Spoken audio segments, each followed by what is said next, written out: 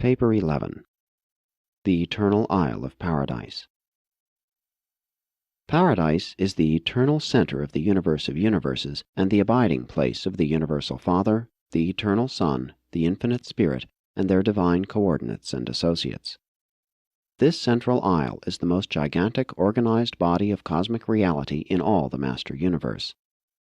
Paradise is a material sphere as well as a spiritual abode. All of the intelligent creation of the Universal Father is domiciled on material abodes. Hence must the absolute controlling center also be material, literal. And again it should be reiterated that spirit things and spiritual beings are real. The material beauty of paradise consists in the magnificence of its physical perfection. The grandeur of the Isle of God is exhibited in the superb intellectual accomplishments and mind development of its inhabitants. The glory of the central isle is shown forth in the infinite endowment of divine spirit personality, the light of life. But the depths of the spiritual beauty and the wonders of this magnificent ensemble are utterly beyond the comprehension of the finite mind of material creatures. The glory and spiritual splendor of the divine abode are impossible of mortal comprehension. And paradise is from eternity. There are neither records nor traditions respecting the origin of this nuclear isle of light and life. 1.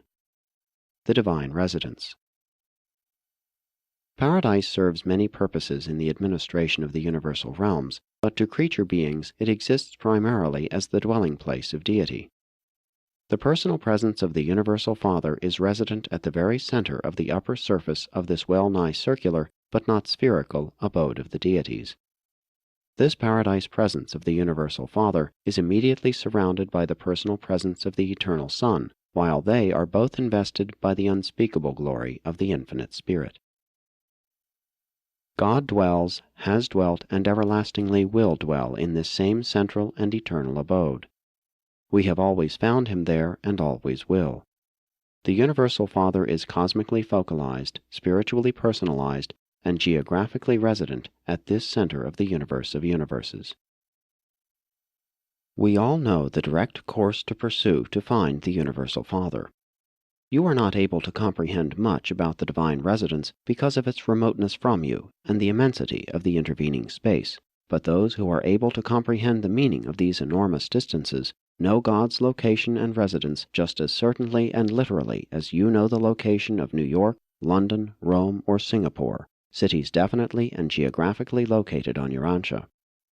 If you were an intelligent navigator, equipped with ship, maps, and compass, you could readily find these cities. Likewise, if you had the time and means of passage, were spiritually qualified, and had the necessary guidance, you could be piloted through universe upon universe and from circuit to circuit, ever journeying inward through the starry realms, until at last you would stand before the central shining of the spiritual glory of the Universal Father. Provided with all the necessities for the journey, it is just as possible to find the personal presence of God at the center of all things as to find distant cities on your own planet. That you have not visited these cities in no way disproves their reality or actual existence. That so few of the universe creatures have found God on paradise in no way disproves either the reality of his existence or the actuality of his spiritual person at the center of all things. The Father is always to be found at this central location. Did he move, universal pandemonium would be precipitated, for there converge in him at this residential center the universal lines of gravity from the ends of creation. Whether we trace the personality circuit back through the universes, or follow the ascending personalities as they journey inward to the Father, whether we trace the lines of material gravity to nether paradise, or follow the insurging cycles of cosmic force, whether we trace the lines of spiritual gravity to the Eternal Son, or follow the inward processional of the paradise sons of God, whether we trace out the mind circuits, or follow the trillions upon trillions of celestial beings who spring from the Infinite Spirit, by any of these observations, or by all of them, we are led directly back to the Father's presence, to his central abode. Here is God personally, literally, and actually present. And from his infinite being there flow the flood streams of life, energy, and personality to all the universes. 2. Nature of the Eternal Isle.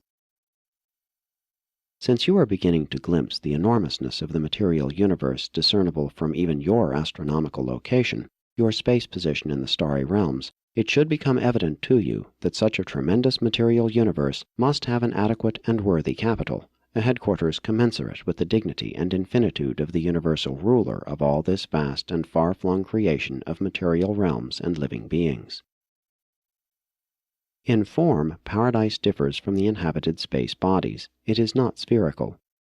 It is definitely ellipsoid, being 1/6 longer in the north-south diameter than in the east-west diameter. The central isle is essentially flat, and the distance from the upper surface to the nether surface is 1/10 that of the east-west diameter. These differences in dimensions, taken in connection with the stationary status and the greater out-pressure of force energy at the north end of the isle, make it possible to establish absolute direction in the master universe. The central isle is geographically divided into 3 domains of activity. 1. Upper Paradise. 2. Peripheral Paradise. 3. Nether Paradise. We speak of that surface of Paradise which is occupied with personality activities as the upper side, and the opposite surface as the nether side. The periphery of Paradise provides for activities that are not strictly personal or non-personal. The Trinity seems to dominate the personal or upper plane, the unqualified absolute the nether or impersonal plane. We hardly conceive of the unqualified absolute as a person, but we do think of the functional space presence of this absolute as focalized on nether Paradise. The Eternal Isle is composed of a single form of materialization, stationary systems of reality. This literal substance of Paradise is a homogeneous organization of space potency not to be found elsewhere in all the wide universe of universes. It has received many names in different universes, and the Melchizedeks of Nebadon long since named it Absolutum. This Paradise source material is neither dead nor alive. It is the original non-spiritual expression of the first source and center.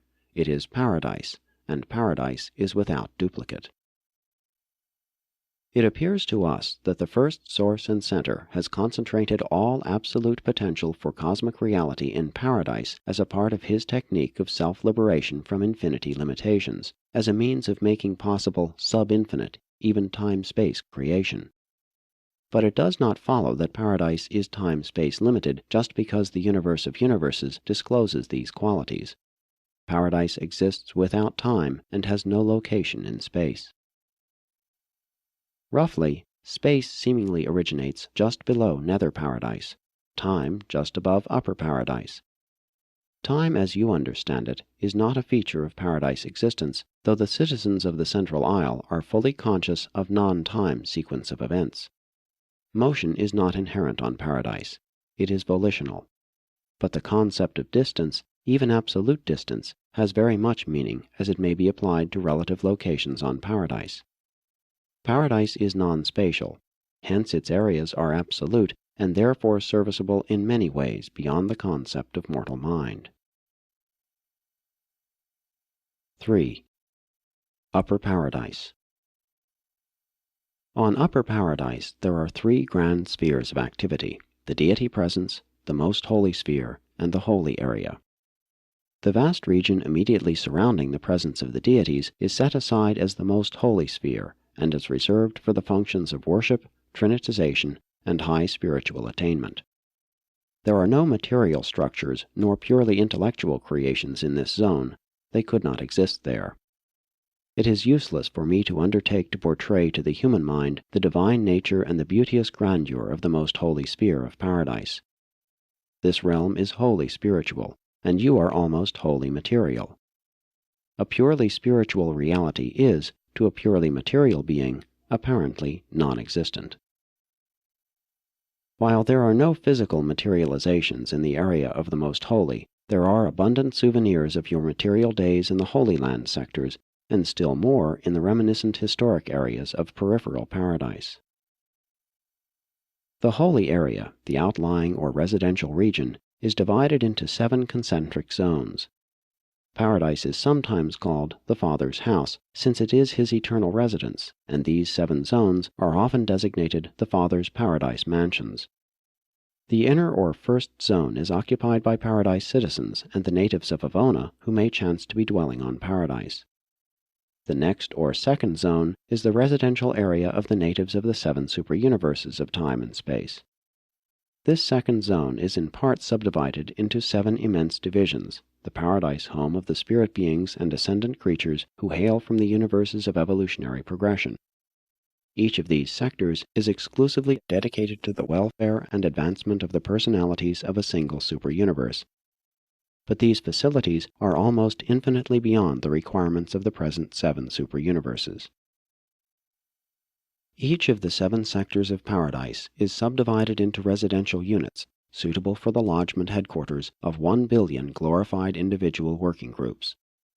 1,000 of these units constitute a division. 100,000 divisions equal 1 congregation. 10 million congregations constitute an assembly. 1 billion assemblies make 1 grand unit. And this ascending series continues through the 2nd grand unit, the 3rd, and so on to the 7th grand unit. And 7 of the grand units make up the master units, and 7 of the master units constitute a superior unit. And thus by 7s, the ascending series expands through the superior, super-superior, celestial, super-celestial, to the supreme units. But even this does not utilize all the space available. This staggering number of residential designations on Paradise, a number beyond your concept, occupies considerably less than 1% of the assigned area of the Holy Land. There is still plenty of room for those who are on their way inward, even for those who shall not start the Paradise climb until the times of the eternal future. 4. Peripheral Paradise. The central aisle ends abruptly at the periphery, but its size is so enormous that this terminal angle is relatively indiscernible within any circumscribed area. The peripheral surface of Paradise is occupied in part by the landing and dispatching fields for various groups of spirit personalities. Since the non-pervaded space zones nearly impinge upon the periphery, all personality transports destined to Paradise land in these regions. Neither upper nor nether Paradise is approachable by transport supernifim or other types of space traversers. The 7 master spirits have their personal seats of power and authority on the 7 spheres of the spirit, which circle about Paradise in the space between the shining orbs of the sun and the inner circuit of the Havona worlds, but they maintain force focal headquarters on the Paradise periphery. Here the slowly circulating presences of the 7 supreme power directors indicate the location of the 7 flash stations for certain Paradise energies going forth to the 7 superuniverses. Here on Peripheral Paradise are the enormous historic and prophetic exhibit areas assigned to the Creator's sons, dedicated to the local universes of time and space. There are just 7 trillion of these historic reservations now set up or in reserve, but these arrangements altogether occupy only about 4% of that portion of the peripheral area thus assigned. We infer that these vast reserves belong to creations sometimes to be situated beyond the borders of the present known and inhabited 7 superuniverses. That portion of Paradise which has been designated for the use of the existing universes is occupied only from 1 to 4%, while the area assigned to these activities is at least 1 million times that actually required for such purposes. Paradise is large enough to accommodate the activities of an almost infinite creation. But a further attempt to visualize to you the glories of Paradise would be futile. You must wait and ascend while you wait, for truly, eye has not seen, nor ear heard, neither has it entered into the mind of mortal man, the things which the Universal Father has prepared for those who survive the life in the flesh on the worlds of time and space. 5. Nether Paradise. Concerning Nether Paradise, we know only that which is revealed. Personalities do not sojourn there. It has nothing whatever to do with the affairs of spirit intelligences, nor does the Deity Absolute there function. We are informed that all physical energy and cosmic force circuits have their origin on Nether Paradise, and that it is constituted as follows. 1. Directly underneath the location of the Trinity, in the central portion of Nether Paradise, is the unknown and unrevealed zone of infinity. 2. This zone is immediately surrounded by an unnamed area. 3. Occupying the outer margins of the undersurface is a region having mainly to do with space potency and force energy. The activities of this vast elliptical force center are not identifiable with the known functions of any triunity, but the primordial force charge of space appears to be focalized in this area. This center consists of 3 concentric elliptical zones. The innermost is the focal point of the force energy activities of Paradise itself. The outermost may possibly be identified with the functions of the unqualified absolute, but we are not certain concerning the space functions of the mid-zone. The inner zone of this force center seems to act as a gigantic heart whose pulsations direct currents to the outermost borders of physical space. It directs and modifies force energies, but hardly drives them. The reality pressure presence of this primal force is definitely greater at the north end of the Paradise Center than in the southern regions. This is a uniformly registered difference. The mother force of space seems to flow in at the south and out at the north through the operation of some unknown circulatory system which is concerned with the diffusion of this basic form of force energy. From time to time, there are also noted differences in the east-west pressures. The forces emanating from this zone are not responsive to observable physical gravity, but are always obedient to Paradise gravity. The mid-zone of the force center immediately surrounds this area. This mid-zone appears to be static, except that it expands and contracts through 3 cycles of activity. The least of these pulsations is in an east-west direction, the next in a north-south direction, while the greatest fluctuation is in every direction, a generalized expansion and contraction. The function of this mid-area has never been really identified, but it must have something to do with the reciprocal adjustment between the inner and the outer zones of the force center. It is believed by many that the mid-zone is the control mechanism of the mid-space or quiet zones which separate the successive space levels of the master universe, but no evidence or revelation confirms this. This inference is derived from the knowledge that this mid-area is in some manner related to the functioning of the non-pervaded space mechanism of the master universe. The outer zone is the largest and most active of the 3 concentric and elliptical belts of unidentified space potential. This area is the site of unimagined activities, the central circuit point of emanations which proceed spaceward in every direction to the outermost borders of the 7 superuniverses and on beyond to overspread the enormous and incomprehensible domains of all outer space. This space presence is entirely impersonal, notwithstanding that in some undisclosed manner it seems to be indirectly responsive to the will and mandates of the infinite deities when acting as the Trinity. This is believed to be the central focalization, the Paradise Center, of the space presence of the unqualified absolute. All forms of force and all phases of energy seem to be encircuited. They circulate throughout the universes and return by definite routes. But with the emanations of the activated zone of the unqualified absolute, there appears to be either an outgoing or an incoming, never both simultaneously. This outer zone pulsates in age-long cycles of gigantic proportions. For a little more than 1 billion Urantia years, the space force of this center is outgoing. Then for a similar length of time it will be incoming. And the space force manifestations of this center are universal. They extend throughout all pervadable space.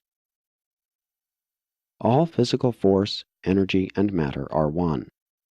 All force energy originally proceeded from Nether Paradise and will eventually return there too, following the completion of its space circuit. But the energies and material organizations of the universe of universes did not all come from Nether Paradise in their present phenomenal states. Space is the womb of several forms of matter and prematter. Though the outer zone of the Paradise Force Center is the source of space energies, space does not originate there. Space is not a force, energy, or power. Nor do the pulsations of this zone account for the respiration of space, but the incoming and outgoing phases of this zone are synchronized with the 2 billion-year expansion-contraction cycles of space. 6. Space respiration. We do not know the actual mechanism of space respiration. We merely observe that all space alternately contracts and expands. This respiration affects both the horizontal extension of pervaded space and the vertical extensions of unpervaded space, which exist in the vast space reservoirs above and below paradise. In attempting to imagine the volume outlines of these space reservoirs, you might think of an hourglass. As the universes of the horizontal extension of pervaded space expand, the reservoirs of the vertical extension of unpervaded space contract, and vice versa. There is a confluence of pervaded and unpervaded space just underneath nether paradise. Both types of space there flow through the transmuting regulation channels where changes are wrought making pervadable space non-pervadable and vice versa in the contraction and expansion cycles of the cosmos. Unpervaded space means unpervaded by those forces, energies, powers, and presences known to exist in pervaded space. We do not know whether vertical, reservoir space is destined always to function as the equipoise of horizontal, universe space. We do not know whether there is a creative intent concerning unpervaded space. We really know very little about the space reservoirs, merely that they exist and that they seem to counterbalance the space expansion-contraction cycles of the universe of universes. The cycles of space respiration extend in each phase for a little more than 1 billion Urantia years. During one phase, the universes expand. During the next, they contract. Pervaded space is now approaching the midpoint of the expanding phase, while unpervaded space nears the midpoint of the contracting phase, and we are informed that the outermost limits of both space extensions are, theoretically, now approximately equidistant from paradise. The unpervaded space reservoirs now extend vertically above upper paradise and below nether paradise, just as far as the pervaded space of the universe extends horizontally outward from peripheral paradise to and even beyond the fourth outer space level. For 1 billion years of Urantia time, the space reservoirs contract while the master universe and the force activities of all horizontal space expand. It thus requires a little over 2 billion Urantia years to complete the entire expansion-contraction cycle. 7. Space functions of paradise. Space does not exist on any of the surfaces of paradise. If one looked directly up from the upper surface of paradise, one would see nothing but unpervaded space going out or coming in, just now coming in. Space does not touch paradise. Only the quiescent mid-space zones come in contact with the central aisle. Paradise is the actually motionless nucleus of the relatively quiescent zones existing between pervaded and unpervaded space.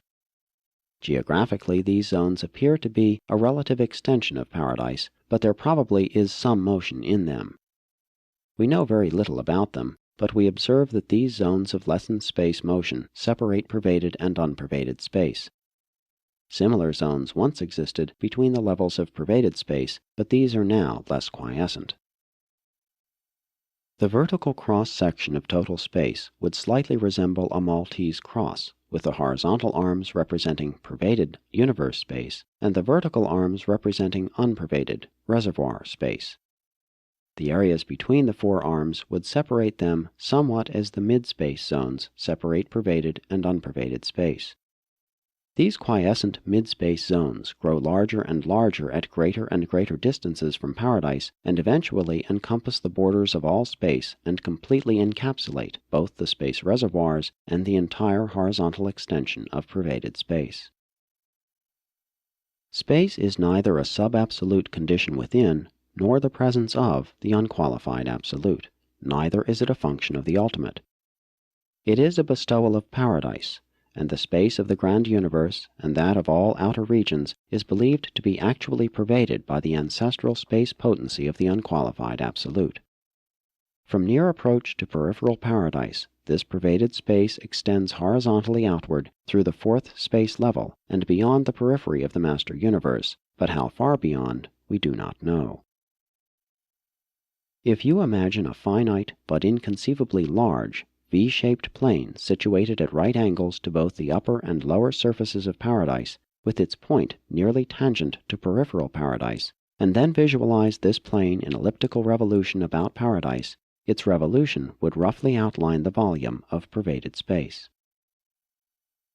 There is an upper and a lower limit to horizontal space with reference to any given location in the universes.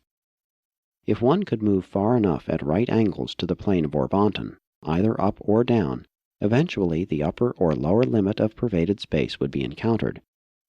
Within the known dimensions of the master universe, these limits draw farther and farther apart at greater and greater distances from paradise. Space thickens, and it thickens somewhat faster than does the plane of creation, the universes. The relatively quiet zones between the space levels, such as the one separating the 7 superuniverses from the first outer space level, are enormous elliptical regions of quiescent space activities. These zones separate the vast galaxies which race around paradise in orderly procession.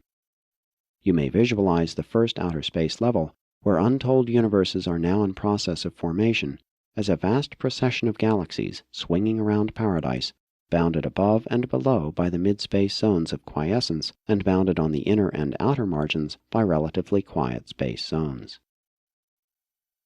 A space level thus functions as an elliptical region of motion, surrounded on all sides by relative motionlessness. Such relationships of motion and quiescence constitute a curved space path of lessened resistance to motion, which is universally followed by cosmic force and emergent energy as they circle forever around the Isle of Paradise. This alternate zoning of the master universe, in association with the alternate clockwise and counterclockwise flow of the galaxies, is a factor in the stabilization of physical gravity, designed to prevent the accentuation of gravity pressure to the point of disruptive and dispersive activities. Such an arrangement exerts anti-gravity influence and acts as a brake upon otherwise dangerous velocities. 8. Paradise gravity. The inescapable pull of gravity effectively grips all the worlds of all the universes of all space. Gravity is the all-powerful grasp of the physical presence of paradise. Gravity is the omnipotent strand on which are strung the gleaming stars, blazing suns, and whirling spheres which constitute the universal physical adornment of the eternal God, who is all things, fills all things, and in whom all things consist. The center and focal point of absolute material gravity is the Isle of Paradise, complemented by the dark gravity bodies encircling Havona and equilibrated by the upper and nether space reservoirs. All known emanations of nether paradise invariably and unerringly respond to the central gravity pull operating upon the endless circuits of the elliptical space levels of the master universe. Every known form of cosmic reality has the bend of the ages, the trend of the circle, the swing of the great ellipse. Space is non-responsive to gravity, but it acts as an equilibrant on gravity. Without the space cushion, explosive action would jerk surrounding space bodies. Pervaded space also exerts an anti-gravity influence upon physical or linear gravity. Space can actually neutralize such gravity action, even though it cannot delay it. Absolute gravity is paradise gravity.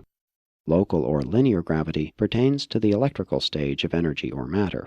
It operates within the central, super, and outer universes wherever suitable materialization has taken place.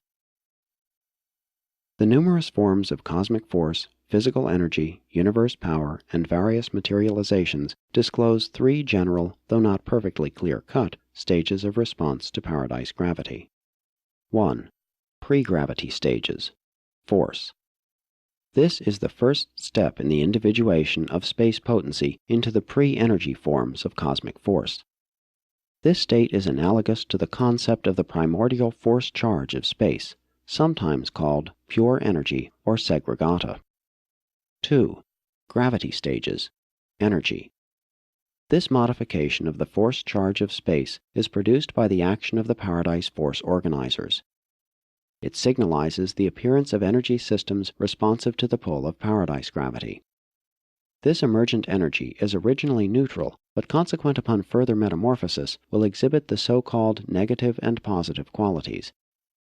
We designate these stages ultimata. 3. Post-gravity stages. Universe power. In this stage, energy matter discloses response to the control of linear gravity.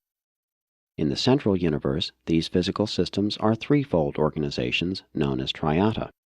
They are the superpower mother systems of the creations of time and space. The physical systems of the superuniverses are mobilized by the universe power directors and their associates.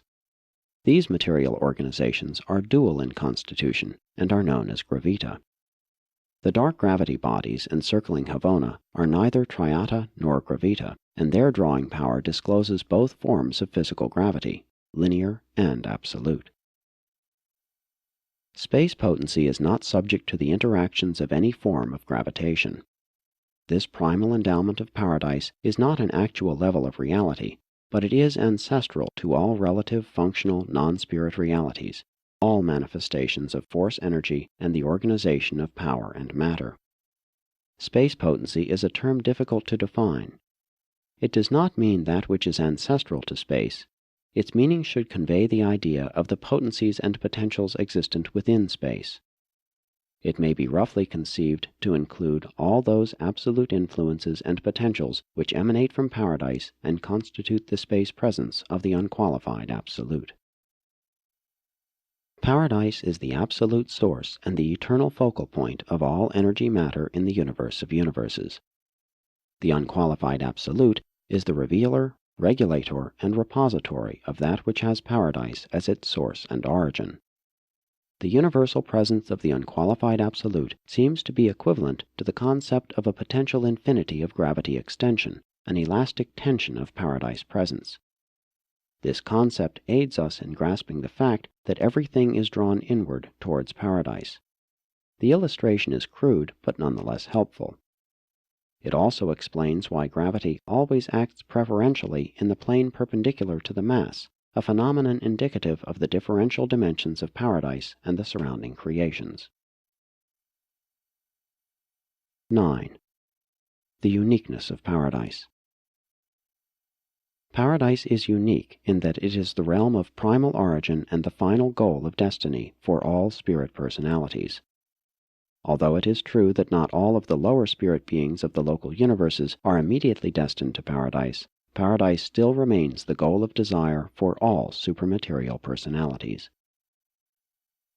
Paradise is the geographic center of infinity. It is not a part of universal creation, not even a real part of the eternal Havona universe. We commonly refer to the central isle as belonging to the divine universe, but it really does not. Paradise is an eternal and exclusive existence. In the eternity of the past, when the Universal Father gave infinite personality expression of His Spirit Self in the being of the Eternal Son, simultaneously He revealed the infinity potential of His non-personal self as paradise. Non-personal and non-spiritual paradise appears to have been the inevitable repercussion of the Father's will and act which eternalized the original Son. Thus did the Father project reality in two actual phases, the personal and the non-personal, the spiritual and the non-spiritual.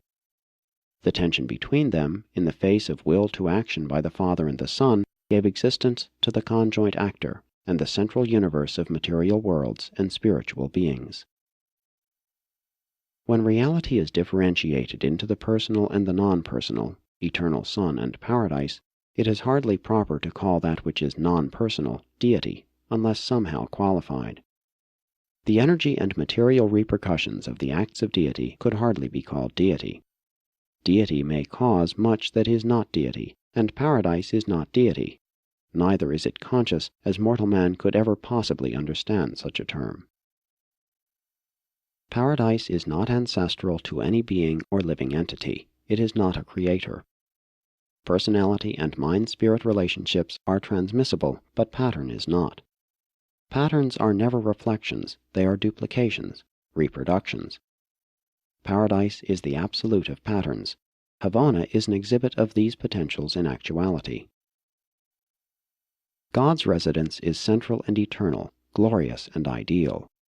His home is the beauteous pattern for all universe headquarters worlds, and the central universe of His immediate indwelling is the pattern for all universes in their ideals, organization, and ultimate destiny. Paradise is the universal headquarters of all personality activities and the source center of all force, space, and energy manifestations. Everything which has been, now is, or is yet to be, has come, now comes, or will come forth from this central abiding place of the eternal gods. Paradise is the center of all creation, the source of all energies, and the place of primal origin of all personalities. After all, to mortals the most important thing about eternal paradise is the fact that this perfect abode of the Universal Father is the real and far distant destiny of the immortal souls of the mortal and material sons of God, the ascending creatures of the evolutionary worlds of time and space.